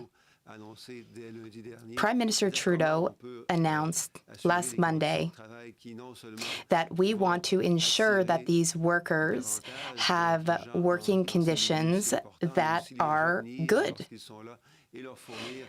We want to be able to hire and keep people in these positions. Follow-up question. Are you considering financial support? Are you considering giving funding to help out these long-term care facilities? In so many of these facilities, they don't have enough staff, they don't have enough equipment. So will you follow in Quebec's footsteps? Will you help other provinces? You have touched on some important things. First, Quebec has taken a step that is very, very positive, which is to increase the salaries of essential workers. And you've also raised the important point that needs are similar everywhere in Canada. The federal government is considering financial supports for provinces and territories so that they can continue to offer excellent services in long-term care facilities. Minister Freeland speaking. I'd like to add that we are constantly discussing this issue, not only with Quebec, but with other provinces. Thank you, and we will now take questions in the room. Can I ask you about, I'd like to continue on the long-term care facilities. Who are our leaders on this issue? Like, do we have anyone who's getting it right and that we can learn from? Well, thank you very much for the question. And first of all, I would just want to thank Minister Deb Schultz for her work in working with her counterparts and with our team to come out with the long-term care guidance documents that are now posted. And I will say that there are some people getting it right, and it's slow, but it's coming. And I will say that some of the work that British Columbia, for example, has done on the permanency of those positions and paying care workers enough so they don't have to work in multiple homes or multiple facilities, it is unlocking some of the answers around how we reduce the transmission of the illness. I think there's many, the guidance is quite broad, and I'm sure if you take a look at, you'll see just the number of recommendations. But I do think that there is a value in having a larger conversation about long-term care homes and the way that we manage those homes in general. Coronavirus and COVID will be with us for some time, and given the epidemiology that we know about this virus, right, the disease pattern that we know now, we'll need to be protecting our seniors for a long time. And I think there's an argument to be made that this has been an area that's needed some attention for a long time as well. All right, and you mentioned BC, and I was wondering if there's any other provinces that are taking strategies or strategies that we could send across the board that they're really latched on, that's working, that we could apply across the country. Well, I'll turn to Dr. Tam. She may have more detailed information from the work that she's been doing on the special committee. I would say that every province and territory are really seized with, doing best practices. So you've probably seen them publicly updating Canadians on what they're doing. That actually includes things like restriction of visitors, the new recommendation about wearing masks and for shifts, and also looking at improving how the facilities itself can screen health workers, visitors, and residents. So they're all trying very hard to do this, and they're exchanging their ideas across the board at the Special Advisory Committee. So I think just even in the last several days, you've seen many provinces trying to really strengthen what they're doing, because knowing the epidemiology itself. Ian? Ian Wood, CTV News. You've told us that Canada has relied upon the WHO for intelligence on a global level, knowing what's happening abroad, for information and data regarding COVID-19. But was Canada assisted by any other sources of intelligence, either within our own intelligence community or our Five Eye partners, in developing or in knowing what was going on abroad? And if so, when did we first get an alert from this intelligence source that there was a pandemic issue? Yeah, so we actually scan global media and other open sources for information on a daily basis. We have a system in Canada called GFIN, the Global Public Health Intelligence Network, and we do that sort of from a public health perspective. And we were able to detect, as well as other public health intelligence sources, the actual unusual outbreak in Wuhan when we first were alerted right at the end of December, like the 31st of December, and sort of January 1st and 2nd. And I had already communicated with the chief medical officers by the 2nd of January, as soon as we thought, okay, well, this looks a bit unusual. That was before we even knew what virus caused this. So those kind of public health intelligence are very much sort of alive. It's Dr. New here. I could also add to that we also have very good personal contacts with our counterparts across the world, and including the U.S. And for myself personally, we had daily phone calls. I had daily phone calls with the head of infectious diseases at the CDC on the situation that's evolved even from the beginning of January. So there was a lot of sharing of information between public health officials across the world, including between ourselves and the CDC. And so my second question, I'll then direct towards the Deputy Prime Minister. Intelligence experts have suggested, as we've just talked about, that we had an over-reliance on open source data, what was being given, say, to the WHO that we received, monitoring media, that sort of thing. So with regard to the intelligence community, when did we get intelligence from China that there was something bigger, greater than what was being seen on open source data? And was our intelligence community primed to act on these sort of this sort of information they were receiving? Well, as you've already heard, Ian, our public health officials were very seized of this issue from the beginning of January, and were very involved in conversations both in Canada and around the world about what this novel coronavirus was. When it comes to Canada's intelligence partners and intelligence sharing, we have, of course, talked about the coronavirus with our intelligence partners. very energetically throughout this crisis. For reasons of confidentiality, I'm not going to go into the specifics, but there has been, in addition to the work done by the public health officials, there have been intelligence conversations around this, particularly with our closest allies. Julie? Julie Van Dusen, CBC, for Theresa Tam or Patty Hajdu, and it's about Jason Kenney and what he said about he wants to jump on tests and vaccines, circumvent Health Canada if it takes too long. He doesn't want to get bogged down by the bureaucracy, and he took some swipes at you about your positions on borders and human-to-human transmission. What do you say about that? And maybe you'd like to jump into. Well, thank you very much. And first of all, just say that we are so grateful, as a Deputy Prime Minister has said, to have the leadership of Dr. Tam and Dr. New, and in fact, the entire public health team and Health Canada, in fact, working day and night to help us as a country manage the coronavirus, COVID-19, and our response to it. I will also say that I also have confidence in how hard Health Canada is working to look at every potential tool, every potential drug, every potential avenue to both treat and protect Canadians. But I will also say that it's important, and I think Canadians would want to know this, that we validate these things using science to make sure that they are effective, that they are not dangerous, and that they are used in appropriate ways with scientific guidance. And so we work, as I said, extremely diligently, as always, but even more so now during this time. And I just want to thank the public servants for how hard I know they are working to expedite approvals of tests, for example, or other kinds of equipment that we need. But Theresa Tam, maybe you could just answer, do you think he's trying to undermine you?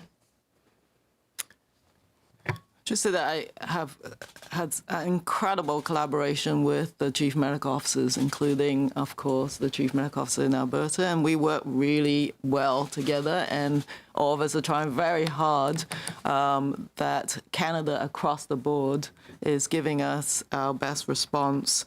And I do think that I know our Health Canada colleagues have authorized a lot of tools that Canadians can use, and you know, they sort of authorize 51 devices, 13 authorizations for test kits, 39 authorizations for non-in vitro diagnostic devices. The list goes on.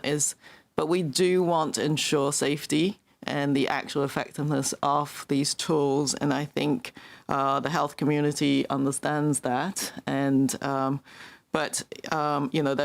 certainly we encourage also that the use of medications, that they be used in the context of clinical trials as well, because that ensures the fastest way to actually get some results as to whether they're effective or not and whether they are safe. So I think that's really important. That would be a third question, Julie. We're already a little short on time, so we'll do one question on the phone. I'm going to just add one final sentence, if I may, or two sentences. So, Julie, I think when it comes to Canada's response to the novel coronavirus, I would highlight two real strengths that we have shown as a country. The first is across the country, we have shown that we are a country that does believe in the value of expertise and in the value of science. At the federal level, that has meant we have understood the importance of our public health officials, Dr. Tam and Dr. New, playing a central role. And in provinces across the country, the chief public health officers have been central to provincial responses. In municipalities across the country, chief public health officers have been central to municipal responses.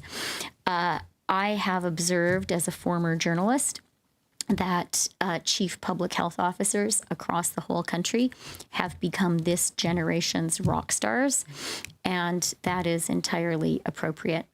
The second strength of our national response, I think, has been very strong collaboration between the federal government and provincial governments.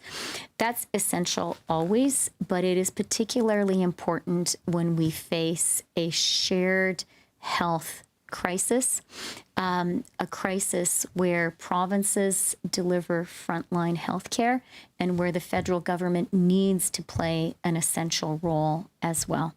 Our approach is going to be to continue to build up and use those two core strengths of Canada's response. Thank you, Deputy Prime Minister. We're already running short on time, so we'll take one last question on the phone before we turn back to the room for one last question. Operator? Thank you. Merci. Our next question is from Raymond Fillon from TVA. Raymond Fillon, TVA, question. Hello, good afternoon. The new quarantine rules for incoming travelers, I have a question about that. For those who will have to be quarantined in a hotel, will that be at their own expense or will the government be footing the bill? Answer, Dr. New speaking. The federal government will be paying accommodation costs. If we have to quarantine someone in one of our locations under the Quarantine Act, then the federal government will be paying the bill. Follow-up question. This question is for Minister Duclos or maybe Minister Hajdu. I understand that no provinces have formally requested that the Canadian Armed Forces help out, but can the Medical Corps of the Canadian Armed Forces help workers in senior centres and senior residences that are really overwhelmed? Patty Hajdu, answer.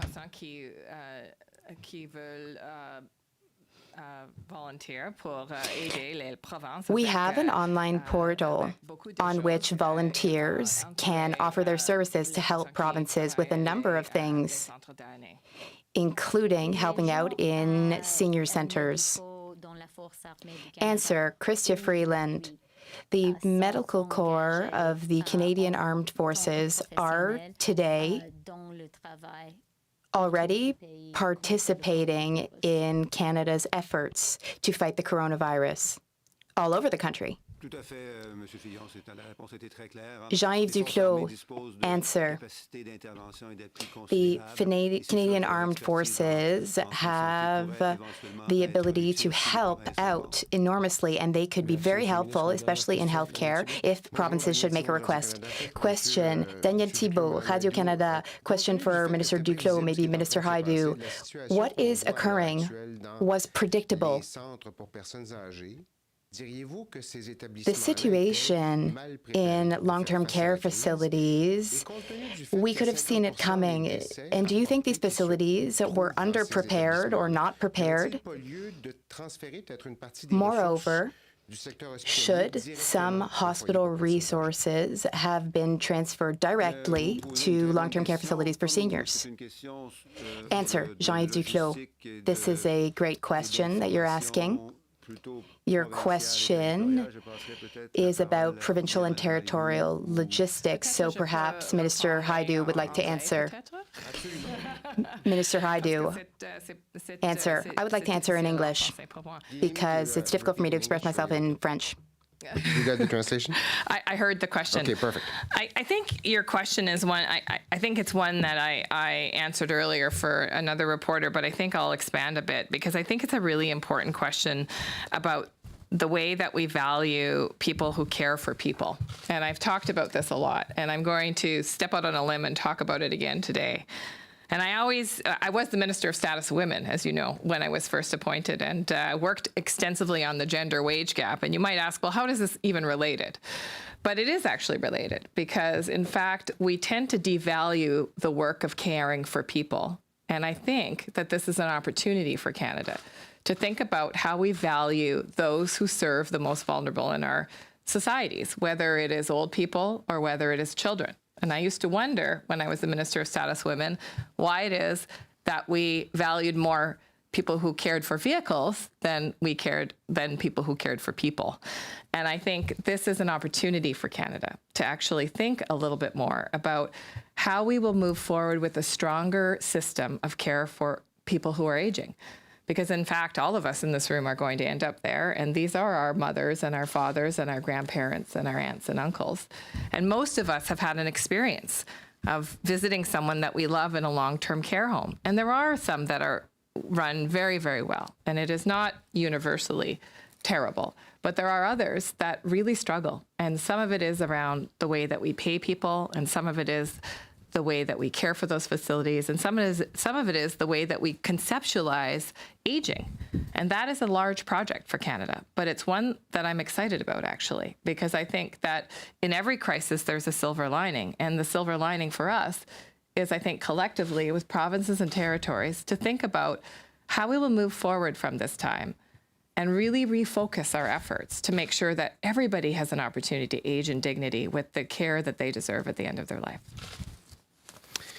Merci. En question supplémentaire, peut-être. Follow-up question.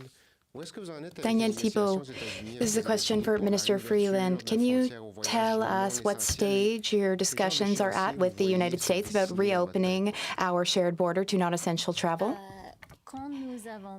Answer, Minister Freeland.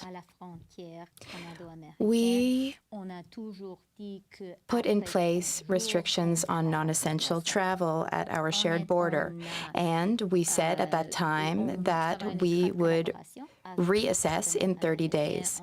We work very closely with our American partners. We talk to our American neighbors and counterparts several times a day. Here is Canada's stance. We feel that at this point, it is too early to envision lifting travel restrictions. As the Prime Minister said this morning, we feel that it's important to add tools to our toolbox to make sure that the border restrictions be fully enforced and mandatory. Now is not the time to be lifting restrictions. I am absolutely certain that our shared border will be open again one day, open to all. But for now, we must continue to prioritize the health of Canadians and Americans. Thank you, Deputy Prime Minister. That concludes the press conference. Okay, and that is our daily federal briefing from cabinet ministers and federal public health officials. They're giving us a picture of how Canada is coping with COVID-19 and different measures the government has put in place. I'll perhaps start on the long-term care issue. There were a series of questions there about whether there's anything more the government can do to help provinces with the long-term care issues, because we know that half of the deaths in this country are related to outbreaks in those care centres. And the short answer is there's not a whole lot that can be done. Let me bring in the CBC's David Cochran, though, to talk a little bit more about that. I suppose, David, there is something that can be done around perhaps ensuring these people are better paid. Someone sent me an email while we were talking last time that much of the time these workers are part-time workers because companies don't want to offer benefits to the workers on a full-time basis, and so they have to work at various locations. And that obviously becomes an issue not only for them, but for the spread of viruses or other illnesses when they're working through different places. Sort of heard something there from the health minister right at the end where she says we tend to devalue the labor of people who care for other people. Yeah. And out of this horrible crisis that's unfolding in the middle of this pandemic, this may start a conversation of how do we fix this? How do we make elder care better? I mean, the stories you hear of really sort of a transient part-time workforce bouncing back and forth between multiple facilities, and then that people are staying 4 to a room with just a curtain or a drape sort of separating them from each other. When you look at what the public health guideline is to limit contact and to self-distance, physically distance as much as you can. That is not the conditions that exist in a lot of the long-term care homes and elder homes across this country, and also some of the special needs homes that have been highlighted as being problematic as COVID-19 moves through the population. I mean, we saw the very smart and early move by British Columbia to limit the workers to a single place so that they weren't bouncing back and forth between locations. They were only in one home, and that would limit contact and reduce the risk of spread. It seems to have worked better there. British Columbia seems to have a better handle on a lot of things related to this than some other provinces have, but most notably in the issue of long-term care. If you look at the sheer number of facilities now that are reporting an outbreak, you look at the sheer volume of infections, you look at the terrible number of deaths that we're seeing right now, these are the hotspots in the country, and this is. Last week we were talking urgently about PPE. We're seeing supplies of personal protective equipment coming in. We're seeing Alberta, which has apparently a marvelous and super advanced digital procurement system, generously sharing its supplies with other provinces that are at need. The urgent focus right now is on this ongoing crisis that's happening in long-term care homes, particularly in central Canada, in Ontario, and in Quebec. Yeah, we've heard the cases in Quebec. I'll just update on the situation in Ontario in terms of those care centres. There's outbreaks in 89 care homes right now, at least 120 deaths as of Sunday. So they are certainly the most vulnerable people to this virus, and unfortunately, no one seems to have a good handle on how to deal with it at this stage. Let's just go back to some of the highlights from the Prime Minister, if we can do that, because that is, I think, where the news primarily came from today. He does suggest that there will be, it does sound like there's a lot more measures coming to deal with some of the people who would not have been included in the previous measures announced in benefits, but there'll also be some sectoral announcements very soon as well, and we know that the oil and gas sector in particular, transportation and others are all waiting anxiously for that too, David. Yeah, you saw a lot of things there from the Prime Minister, where they are on procurement, an update on the numbers of things they've brought in from China, 1.1 million N95 masks, millions of gloves, and the domestic capacity that they've been building up. We're starting to see the real benefits of that in terms of a gown supply that's going to start delivering on Monday, as well as these test kits, the rapid test kits that were developed by Spartan Bioscience here in Ottawa. Are tens of thousands of those are going to be ready for use in Canada basically now. But you're right, the economic initiatives, there's 130 million there for the North because of the acute needs up there to backstop their health facilities, provide nutritious food and airlift, and also to help businesses there. And the promise of rent support, which is, that's a big one, right? For a lot of small businesses, the wage subsidies, are very helpful. The CERB has been very helpful. Credit lines are helpful, but fixed costs like rent haven't been covered by anything. The promise of help there, as well as for students and for those big sectors like the oil patch, tourism, and transportation. Okay, David, thank you for your help with our coverage again today. Appreciate it. And you can catch David on The National later tonight. My thanks to Vashi as well. You can watch Vashi Kapelis on Power and Politics at 5 o'clock Eastern. I will leave you now with Quebec City, the briefing happening in Quebec City at this hour. The Premier, François Legault, and other officials giving an update on the situation in Quebec. And I'll hand things over to Andrew Nichols, my colleague, and I'll see you back here tomorrow. 230 people in ICU, an increase of 4. Of course, our great priority remains the situation in CHSLDs. First,